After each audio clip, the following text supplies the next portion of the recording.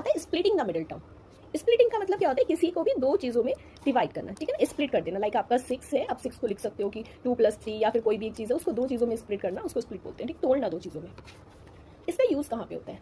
Splitting the middle term हम use करते हैं to factorise the quadratic equation, to factorise quadratic equation, to factorise the quadratic equation. अब यहाँ से क्या होगा, हमें कोई भी क्वाड्रेटिक इक्वेशन दी हुई होगी। अच्छा, मैं एक रफली यहाँ पर एक लिख देती हूँ कि अगर हमें लीनियर इक्वेशन करनी होती है तब हम कैसे करते हैं, ठीक है ना।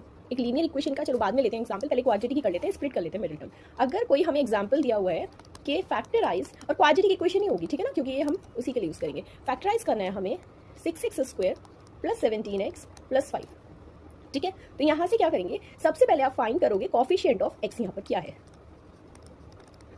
Coefficient of x²। हमने पहले स्लाइड्स में पढ़ा है कि कोफिशिएंट कैसे फाइंड करते हैं। तो पूरी इक्वेशन में देखो x² यहाँ है, x² की मल्टीप्लाई हो रही है 6 से, तो इसका मतलब कोफिशिएंट ऑफ x² आ जाएगा आपका 6।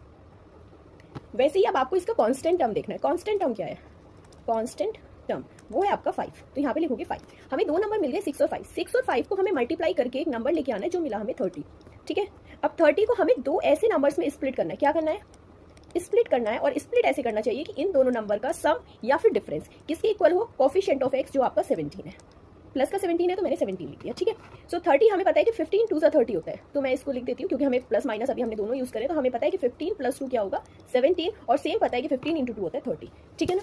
सो इस क्वाड्रेटिक में हमारा जो 17 है उस 17 को हम स्प्लिट कर दिया दो टर्म्स में, और 17 हमारा लिखा जाएगा 15 + 2, ठीक है। सो जो आपकी इक्वेशन थी 6x² + 17x, तो 17x को मैंने लिख दिया 15x + 2x। क्या लिखेंगे, 15x + 2x, और लास्ट में आपका था 5।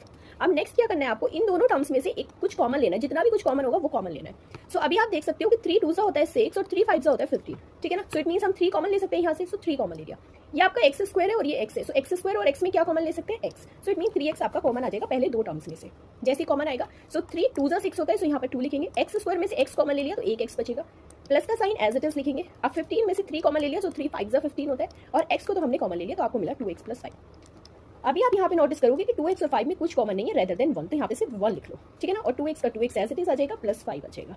अब इन टर्म्स को कैसे लिखना है, पहले जो आपको ब्रैकेट में मिला है 2x + 5 उसको एक जगह लिख लो 2x + 5। फिर यहाँ से जो इस ब्रैकेट के बाहर है 3x, और इस ब्रैकेट के जो बाहर है विद साइन, साइन भी आपको लिखना है +1। सो ये आपके दो फैक्टर्स आ गए जो आपके फैक्टर्स है इस क्वाड्रेटिक इक्वेशन के। और कौन से मेथड से फाइंड किया हमने, स्प्लिटिंग द मिडिल टर्म, ठीक है। तो ये था आपका फैक्टराइजेशन। फिर से बता देती हूँ एक बार, जो भी कोफिशिएंट होगा x² का और जो होगा कांस्टेंट टर्म, दोनों को मल्टीप्लाई करना है। उसको कुछ इस तरह से दो नंबर लिखने हैं कि हमारा जो सम या डिफरेंस है उनको प्लस करके लेके आओ या माइनस करके लेके आओ। वो हमारा 15 + 2 जो है 17 आ गया, तो वो 17 आना चाहिए, ठीक है। तो अभी इसमें ऐसा भी हो सकता था कि अगर यहाँ पर आपका लाइक मैं